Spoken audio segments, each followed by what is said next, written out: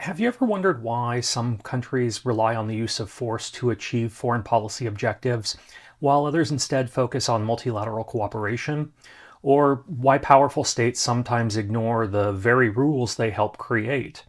Over the next couple of units, we're going to spend some time looking at the theoretical approaches to the study of international relations.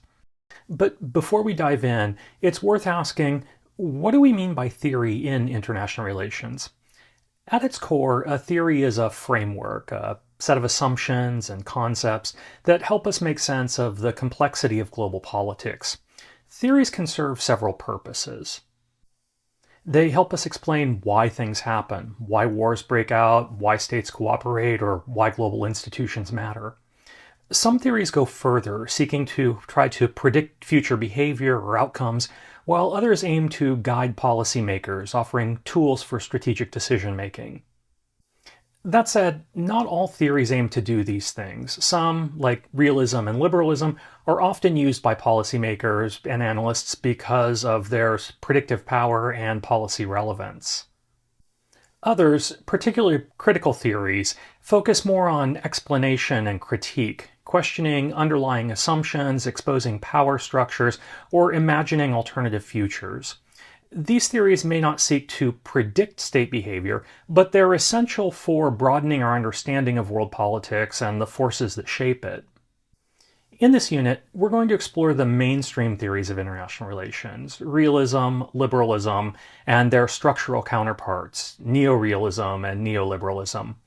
These theories are rooted in a positivist tradition. The idea is that the purpose of theory is to explain how the world is, rather than try to prescribe how it should be. These approaches tend to be used by policymakers, scholars, and analysts to interpret conflict, cooperation, and change in world politics. In the next unit, we'll consider the critical theories of international relations. These theories move beyond mainstream theories in that they make explicit normative claims about how the world ought to be. They reject the notion that theory is merely descriptive, but argue instead that theory operates in the service of power. This distinction was perhaps most clearly articulated by Robert Cox, who famously argued that theory is always for someone and for some purpose.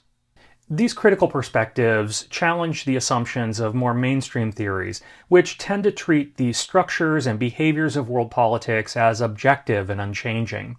Realism, for instance, invites us to see a world shaped by anarchy, power, fear, and national interests.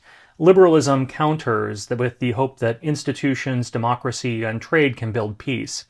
Neorealists shift the focus to the structure of the international system itself, while neoliberals tend to ask, even in an anarchic world, can institutions make cooperation not only possible, but rational? Each theory thus asks us to see the world a little bit differently. Each helps explain why states act the way they do, and what kind of future is likely or possible. So, as you move through this unit, don't just memorize definitions, ask questions, compare perspectives, and above all, think about how these theories help us understand the real world, the one we live in and the one many people want to change.